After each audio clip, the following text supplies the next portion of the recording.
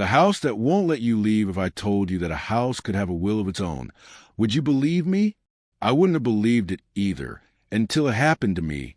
You might think it's just a building, walls and bricks holding up a roof, an empty space until someone fills it with furniture and memories.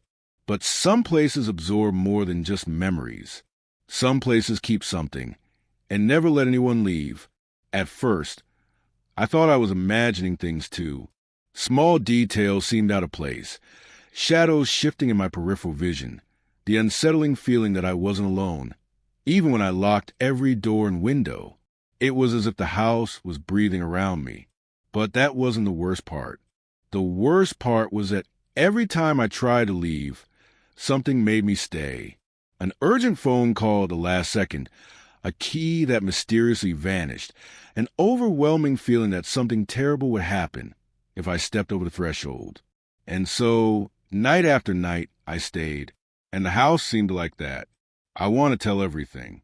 I want to explain what happened before it's too late, before you fall into the same trap I did. But please, if you ever feel like a place doesn't want you to leave, don't ignore the warning. Because once the house chooses you, you'll never be the same again. At first, it seemed like just another house. An old house, sure, with creaking floorboards and a faint smell of aged wood, but nothing that would make me suspect what was to come. I needed a place to stay. Something temporary. Somewhere peaceful. I should have paid more attention to the details. The real estate agent spoke too quickly, as if eager to get rid of the sale. The price was absurdly low for a house of that size. And when I asked about the previous owners, he hesitated before answering. They left. That was all. No explanation. No history. No complicated contract. Just one strange request. If you hear anything at night, don't worry. It's just the wind. At the time, I laughed. Now I understand. The first night was silent. Too silent. I was used to noisy cities, so the absence of any sound was unsettling. No cars passing by. No dogs barking. Not even the distant hum of neighbors watching TV. Just an absolute void, as if the world had stopped existing the moment I closed the door.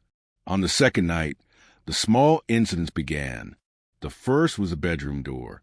I was certain I had locked it before sleeping. But when I woke up in the middle of the night, it was wide open. I sat up in bed, my heart pounding, trying to find a logical explanation. Maybe I had forgotten to turn the key. Maybe it was a problem with the lock. Or maybe... No, I didn't want to think about that. On the third night came the sound. Footsteps. Slow. Careful. As if someone was exploring the house in the darkness. I got out of bed, holding my breath. I looked through the gap in the slightly open door and felt my stomach drop. The house was dark, but the faint moonlight cast shadows on the hallway walls. And on the wooden floor, the marks were there, wet footprints, leading from the end of the hallway to my bedroom door. I froze. I waited. I listened. Nothing. Only the oppressive, crushing silence, as if the house was holding its breath along with me. I should have left that night, grabbed my things, and walked away without looking back. But something made me hesitate, something that felt like it was holding my feet to the ground. And that's when I understood. The house didn't want me to leave, and it would do anything to keep me there. The next morning, I tried to act as if nothing had happened.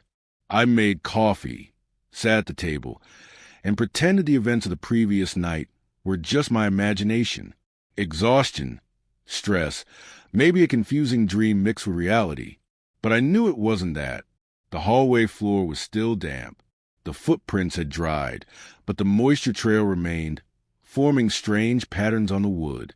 I looked at the front door, wondering what would happen if I simply walked out and never came back. And then I heard the first sigh, low, drawn out, coming from inside the house. Instinct told me to run. Something deep in my brain screamed that I shouldn't be there. But instead, I turned slowly, as if a part of me wanted to face what was waiting for me in the other room. The hallway was empty, but the basement door was open. I had never opened that basement, never even tried. But now, there it was wide open, inviting me into the darkness stretching beyond the rotting steps. The house was testing me. It wanted to know if I had the courage to go down. I took a step back, then another, and then the door slammed shut. Hard. A crash that shook the walls, made the ceiling light flicker, and sent a shiver up my spine.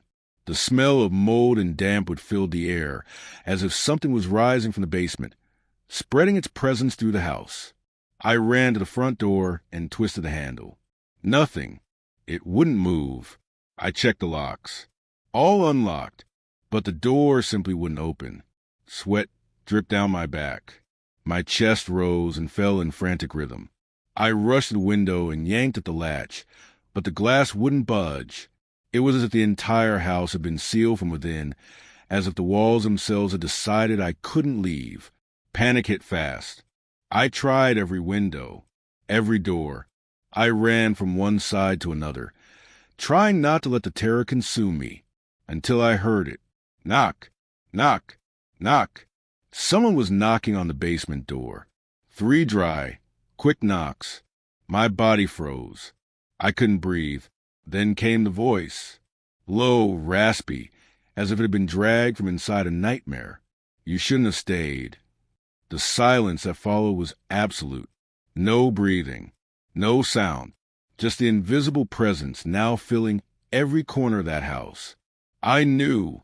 From that moment on, I was no longer alone. The house had realized that I knew, and now it wouldn't let me go. And that was just the beginning, because once the house chooses you, it never really lets you leave. I didn't want to look back.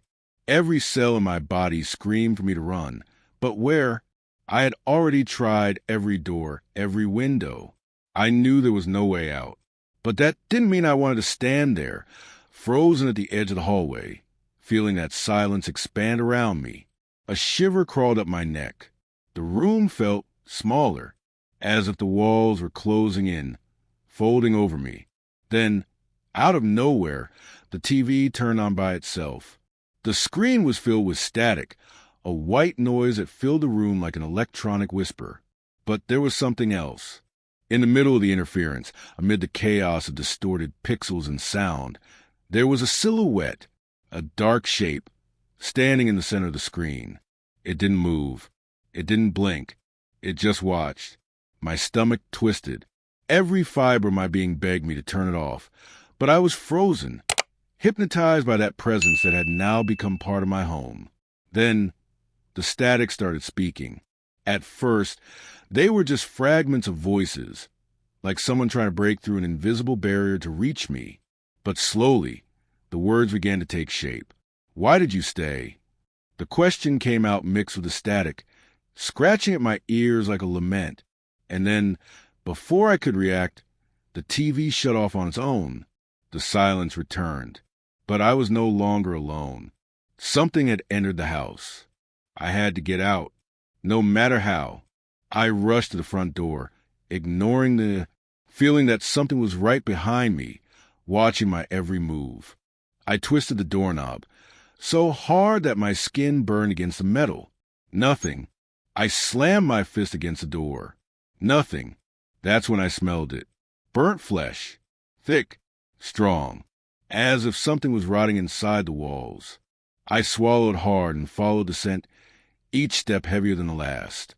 It was coming from a hallway, and it stopped at my bedroom door. My door. The doorknob was warm. I didn't want to open it. I didn't want to know. But my hand was already moving, as if something inside me needed to see what was there. The door creaked as it swung open, and then I saw it. The bed, the sheets, and my own body lying there, motionless. I never left this house. And now, maybe I never will. I couldn't breathe. My eyes were fixed on the body on the bed. My own body. My mind fought to find some logical explanation. A trick of the light? A nightmare? But no, it was real. The chest rose and fell softly, as if in sleep, as if I was sleeping. But if I was standing there in the doorway, then who was I? Bile rose in my throat. I stepped back, feeling the walls of the bedroom close in around me. This wasn't possible. This didn't make sense. Behind me, the hallway was dark, darker than before. The house was watching me. It knew that I had seen. And somehow, I knew that now the game had begun. Time no longer made sense. The days blurred together. The nights stretched on as if they were endless. I felt hungry, but I had no desire to eat. I felt tired, but I never slept. The house kept me in a constant state of exhaustion, as if it was slowly draining my energy. But the worst part was the voices, faint at first, whispers in the dark, sliding across the walls like invisible fingers. Then they began calling my name, from inside empty rooms, from behind the walls. Sometimes they whispered like a cold breeze against my ear. Other times, in a tone almost familiar. You already know the truth, don't you? What happens when the house chooses you? You never left. The words echoed inside me, spinning like sharp blades. And then my bedroom door opened on its own. I should have run, but something pulled me back. I stepped inside hesitantly, smelling the scent of aged wood and dust. The dim light illuminated the bed. My body was still there, and then, slowly it began to move. The air grew heavy, charged with static electricity.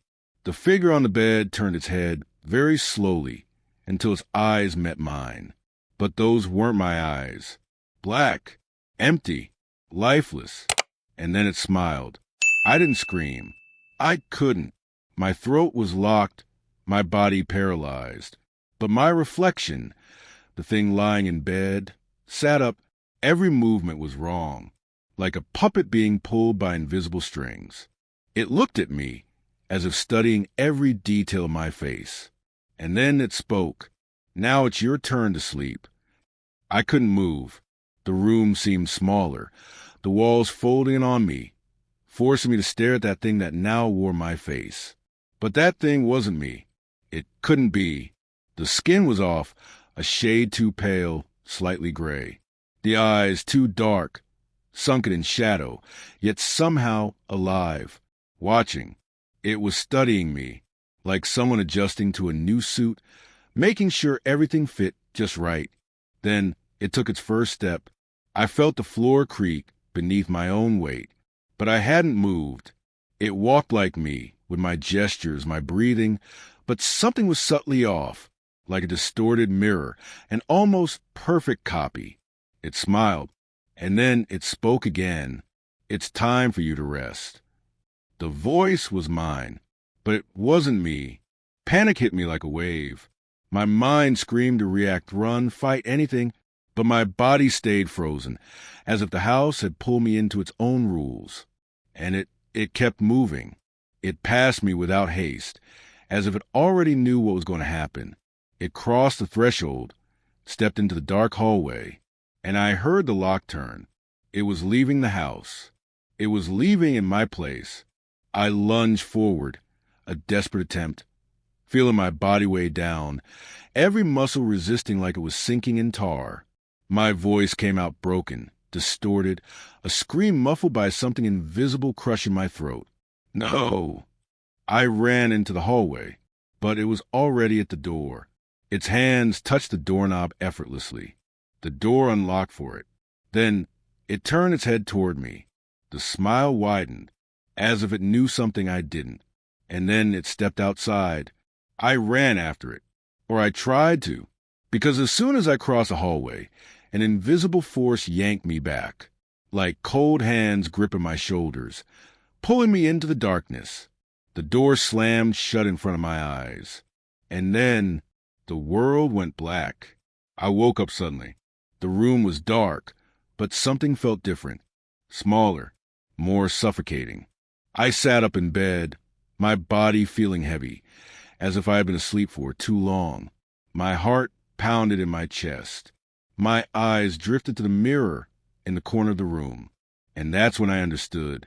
The person in the reflection was not me, not the way I was supposed to be. Something inside me had changed. Or maybe I was the change. The silence was absolute. I felt the weight of the darkness around me, a dense, suffocating void, as if the very air had turned solid. I wasn't in the same place anymore. The house felt different, but it wasn't just its appearance.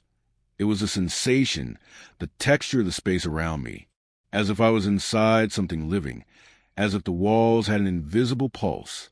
I stepped closer to the mirror, hesitant, forcing myself to face my own reflection. The face was almost mine, but not completely. The features were there, but something had shifted.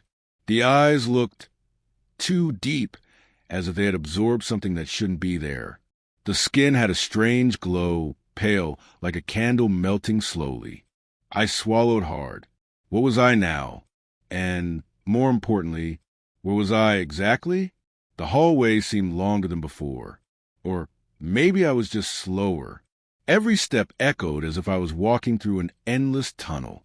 The wooden floor creaked beneath my feet, but the sound was muffled, as if something swallowed it before it could spread through the air. I wanted to find a way out. But the house, it didn't want me to leave. It wanted me here. And now that I had crossed the barrier between what was real and what belonged to it, the house no longer needed to pretend. The whispers started again. First distant, words scratching against the walls, mixed with the sound of old wood shifting. Then closer. They were voices. But not just one. Many, calling my name. Whispering secrets I didn't want to hear. You're part of the house now. The house has always had someone inside it. We've been here for so long. I shut my eyes, clenching my fists. This isn't real. This can't be real. But when I opened my eyes again, the whispers stopped. The silence returned. And then the doors began to open. All of them, one by one. Hallways that once ended in walls now stretched further. Rooms I didn't remember ever seeing before were now open to me. The house was showing me its true size. And I knew what that meant. It wanted me to explore. It wanted to show me something. Or to lose me forever. I didn't want to go further. But the house wasn't giving me a choice. The first one I saw was a man. He stood at the end of the hallway, his back turned to me. At first, I thought he was a hallucination. Someone the house was projecting into my mind to drive me insane. But then he moved. His shoulders trembled, as if he was crying. And then he spoke. "You got caught too?" My throat went dry.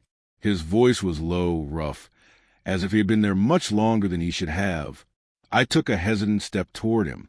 What is this?" My voice came out weak, trembling. The man only turned his head. His neck didn't move properly, as if his muscles had forgotten how to bend. His eyes were hollow, empty.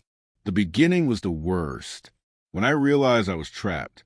But then, after a while, the house becomes everything. My breathing became shallow. "How many others are here?" The man didn't answer. He simply turned around completely and started walking backwards. Yes, backwards.